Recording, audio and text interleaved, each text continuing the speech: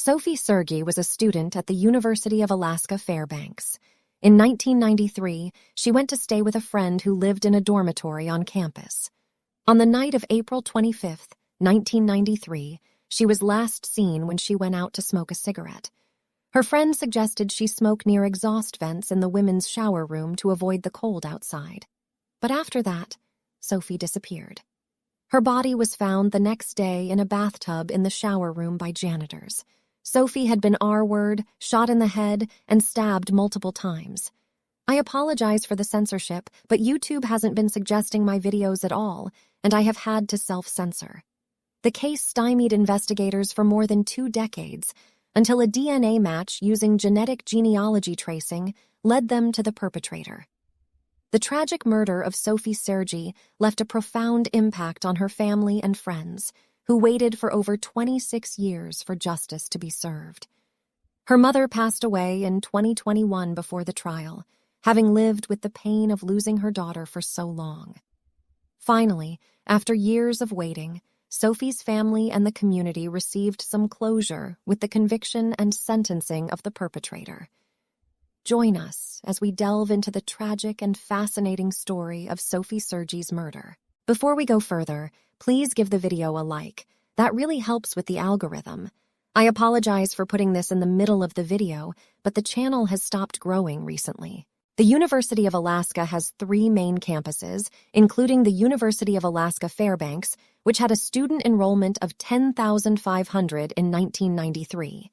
The University of Alaska Fairbanks, popularly known by its initials UAF, is located in the heart of Alaska's interior and is surrounded by a vast expanse of wilderness and rugged terrain. Spread over an area of 2,250 acres, the campus is a mix of modern buildings and historic structures, surrounded by majestic mountain ranges and boreal forests. As you walk around the campus, you will notice the striking contrast between the pristine natural beauty and the modern infrastructure of the university. The campus has several academic and research buildings. The student residences are a mix of traditional dormitories and modern apartment-style living spaces, providing students with a variety of housing options. One of the most striking features of the UAF campus is the view of the Northern Lights. The campus is located in the heart of the Aurora Zone, providing students with a front-row seat to one of nature's most awe-inspiring displays. The UAF campus boasts an extraordinary view of one of the most magnificent mountains in the world, Denali, formerly known as Mount McKinley. As you stand on campus, the grandeur of this majestic peak looms on the horizon, dominating the skyline with its snow-capped summit. The campus itself is set against a picturesque backdrop of rolling hills and dense boreal forests that extend as far as the eye can see. Towering spruce and birch trees provide a natural canopy, offering a respite from the harsh elements of the Alaskan winters. The serene landscape is blanketed in white during the winter months, creating a serene and peaceful environment, while the summer months reveal a lush green landscape with wildflowers in full bloom. But it's the sight of Denali that truly takes your breath away. The mountain's peak, which rises to an elevation of 20,310 feet, is often shrouded in mist and clouds, giving it an otherworldly appearance. On clear days, the view of Denali is simply spectacular, with its snow-capped peak reflecting the sunlight and casting a warm glow over the entire campus. For Sophie Sergie, a bright and hard-working marine biology major from the small village of Pitkas Point, enrolling at UAF was a significant opportunity. She was on a full academic scholarship from British Petroleum, and despite the school's small size compared to most state universities, it must have felt enormous to her. Sophie took a break from school in December 1992 to get braces and paid for them by working as a teacher's aide in Pitkas Point and as a clerk in nearby St. Mary, S. When her braces needed adjusting, she traveled to Fairbanks to visit her friend, Shirley Wasuli, and stayed at the Bartlett Hall dormitory on campus. 2 days before her scheduled dental appointment on April 26, 1993, Sophie arrived at Bartlett Hall to see Shirley. The dormitory was located on the upper campus of UAF and was one of 3 buildings that shared a common lobby called Hess Commons. Sophie was staying in a room with Shirley and everything seemed normal. As the spring semester drew to a close at UAF, the atmosphere in the dorms was lively and carefree.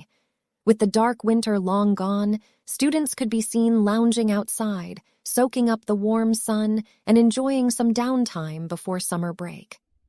On April 25th, Sophie Sergie and her friend Shirley stepped outside in front of Hess Commons to chat with other students.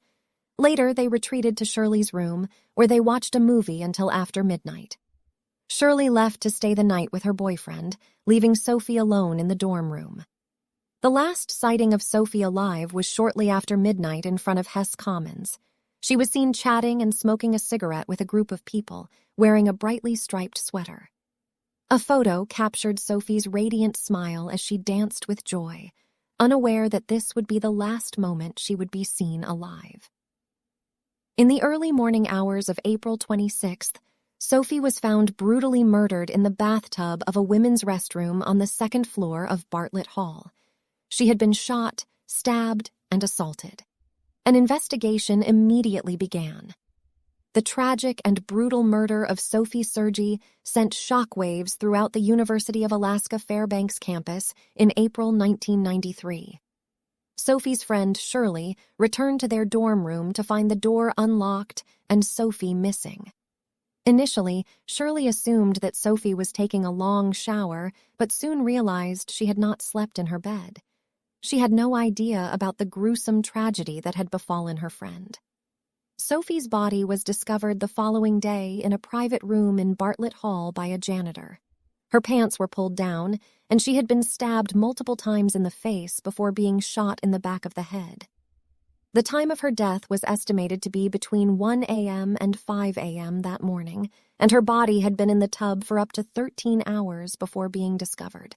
The Moore, Bartlett, and Scarland dormitory complex at the UAF is a sprawling 3-building complex that has housed hundreds of students every year. Located in the heart of the campus, the dorms are easily accessible to all academic buildings, dining facilities, and recreational areas.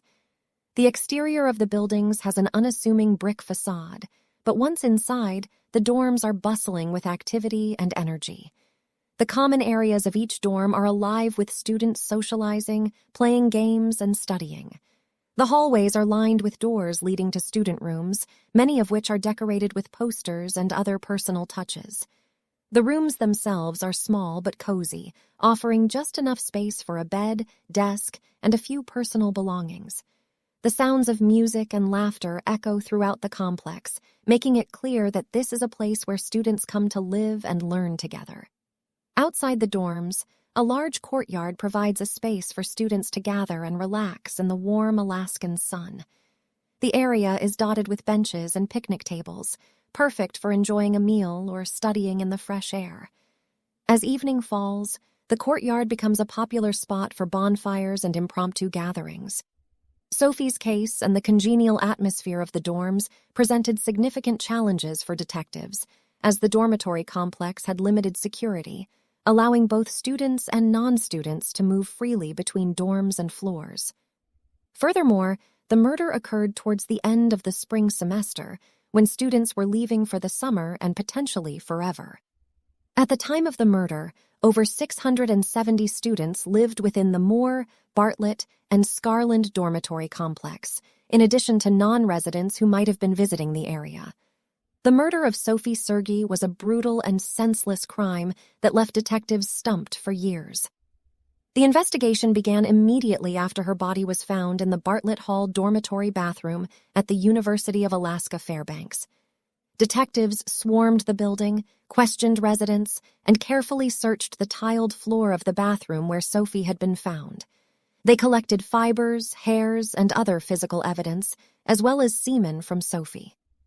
Sophisticated DNA testing methods were not yet perfected in 1993, and no national DNA database existed, but the crime scene analysts carefully preserved the DNA they found. Despite the extensive investigation, no one recalled hearing the crime in progress or the gunshot wound that killed Sophie. Crime Stoppers offered a $20,000 reward for information leading to the arrest of Sophie's murderer, but no one came forward to claim the reward. Sophie's death was not an accident. She was brutally R-worded and murdered. Investigators initially had several good leads and suspects in the case, but nothing led to an arrest. Sophie was considered a, quote, low-risk murder victim with no known enemies or history of risky behavior.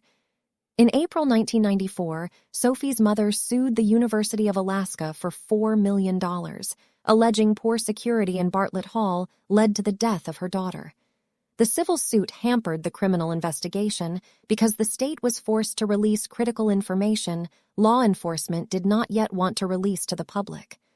Former trooper investigator Jim McCann believed that the murderer hated women and enacted his rage on Sophie because she was a convenient victim. McCann speculated that the killer was a former or current student who likely left campus and probably left Fairbanks soon after killing Sophie. Sophie's case took a turn when the Alaska State Troopers Cold Case Unit reopened the case in 2007. Investigators questioned the long-held theory that the second-floor bathroom in Bartlett Hall was the sole crime scene. Instead, they believed Sophie might have been killed elsewhere and then moved to the bathroom. This theory presented significant challenges for investigators, who would have to track down every resident who lived in Bartlett Hall in 1993 when the crime occurred and determine if they heard or saw anything suspicious. However, this task was complicated by the fact that students often switched rooms during the year, and many of the former residents could be anywhere in the world. Moreover, the investigators did not conduct a thorough search of the dormitory soon after the murder, nor did they lock down the building. Had they done so, they may have found evidence of the murder scene and even the murder weapon, which was never found. Investigators suspect that the killer was a student who lived in one of the 3 dorms surrounding Hess Commons. He was likely someone familiar with the campus and could blend in with the other students. Jim McCann urged anyone who noticed frightening or unusual changes in the behavior of an individual recently home from UAF to report them to the authorities. Dave Spurbeck, a forensic psychologist, agreed that whoever had forcibly assaulted Sophie had done it before and would do it again. Despite authorities' and experts' convictions that Sophie's killer was likely to rape and murder again, the DNA collected from Sophie's body has never been matched to an individual. In 2007, investigators ran the DNA collected at the crime scene through national databases of criminal offenders, but no match was found. Jim McCann urged anyone who noticed frightening or unusual changes in the behavior of an individual recently home from UAF to report them to the authorities. Dave Spurbeck, a forensic psychologist, agreed that whoever had forcibly assaulted Sophie had done it before and would do it again. Despite authorities' and experts' convictions that Sophie's killer was likely to rape and murder again, the DNA collected from Sophie's body has never been matched to an individual. In 2007, investigators ran the DNA collected at the crime scene through national databases of criminal offenders, but no match was found. Detectives theorized that if the murderer was a violent psychopath, they would have likely attacked other women over the years, and if caught, their DNA probably would have been collected and recorded in the national database. Was Sophie's murder their lone violent crime? Did something happen to them after he killed Sophie? Or were they a repeat offender who had never been caught? Sophie's death marked a turning point for UAF. The campus, which had previously been wide open and full of youthful energy, became stricter and more safety-conscious after her murder. In 2015, the state of Alaska made the decision to shut down the Alaska State Troopers Cold Case Unit due to budgetary constraints. The unit was responsible for investigating more than 100 unsolved cold cases, many of which involved heinous crimes such as murder and assault. The closure of the unit left several experienced investigators with a combined total of 130 years of law enforcement experience, including James Gallen, Randall McFerrin, James Stogsdill, and Lance Dalka, without jobs. These troopers had returned to work as cold case investigators after retiring from their original positions and were passionate about finding justice for the families of victims. The remaining active investigators who were assigned the open cold cases were already overworked and understaffed due to the high crime rate in cities like Anchorage and Fairbanks. The closure of the cold case unit further stretched their resources, leaving them with little time or energy to devote to old cases. The cold case unit had been established in 2002 in response to the creation of CODIS, a national DNA database. Congress provided funding and training to establish cold case units in states and jurisdictions, but when the federal funding ran out, the state of Alaska picked up the cost. However, when the state needed to cut spending, the cold case unit was eliminated from the budget. For families of victims, the closure of the unit meant that they lost their last hope of finding justice for their loved ones. One of the most prominent cases that the cold case unit was investigating was the murder of Sophie Sergie. The unit had been investigating her case for 22 years, but without the resources and expertise of the cold case unit, the chances of finding her killer were slim. Stogsdill, who had the difficult task of informing Sophie's mother of the closure of the unit, said that her case was one of the biggest mysteries that the unit had encountered. The file for Sophie's case was so extensive that it filled 14 volumes of notebooks and 3 to 4 boxes of reference materials. Even if someone were to call in a tip, a new investigator would have to sit down and read the entire file to analyze the tip's value. With the cold case unit shut down due to budget cuts, it was unlikely that Sophie's murder would ever be solved. However, investigators still hoped that someone who lived or stayed in Bartlett Hall on April 26, 1993, would remember something unusual they heard or saw.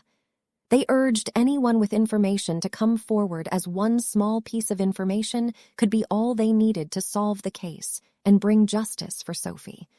In the world of true crime, cold cases can remain unsolved for decades. However, recent advancements in forensic technology have allowed investigators to reopen some of these cases and make breakthroughs. Sophie Sergie's murder is one such case. In 2010, a cold case investigator spoke with Nicholas Dazer, a former UAF student, about the night of Sophie's murder. Dazer told the investigator that his roommate, Stephen Downs, owned an H&R .22 caliber revolver.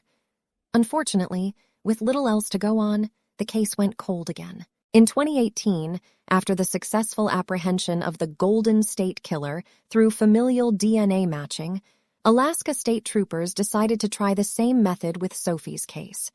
They sent the DNA collected from Sophie's body to Parabon Nanolabs for analysis. A forensic genealogist then submitted a report comparing the suspect's genetic material from the crime scene to a likely female relative. The report revealed that the aunt of Sophie's former roommate, Stephen Downs, was a familial match to the DNA collected from the crime scene. Downs was living in Bartlett Hall, where Sophie was murdered, and owned a .22 caliber revolver at the time of the crime. This breakthrough provided a new lead for investigators, and they hoped it will eventually lead to justice for Sophie. In February 2019, Stephen Downs was charged with the assault and murder of Sophie Sergie. DNA swabs of Sergie's body found sperm, but its DNA profile was not in the FBI's national database. The break in the cold case came through genetic genealogy, and Downs was arrested and charged. He denies any involvement in the crime and is being held without bail until his next court hearing in March 2022. Downs lived a quiet life in Maine and had no prior arrest record. When questioned, Downs gave a DNA sample that matched the crime scene DNA, leading to his arrest. In February 2022, Stephen Downs was found guilty of first-degree murder and first-degree assault. He was arrested in February 2019 and extradited to Alaska from Maine. Downs' defense attorney argued that there were other hairs and fingerprints on the scene, but prosecutors maintained that Downs' DNA was the only DNA found at the crime scene. In September 2022, Downs was sentenced to 75 years in prison for the rape and murder of 20-year-old Sophie Sergie. The prosecution argued he showed no remorse for assaulting, shooting, and stabbing her. Downs' defense claimed a sentence longer than 20 years would be a life sentence due to his weight and health issues. Do you think there should be a national registry of citizens who provide their DNA for criminal investigations?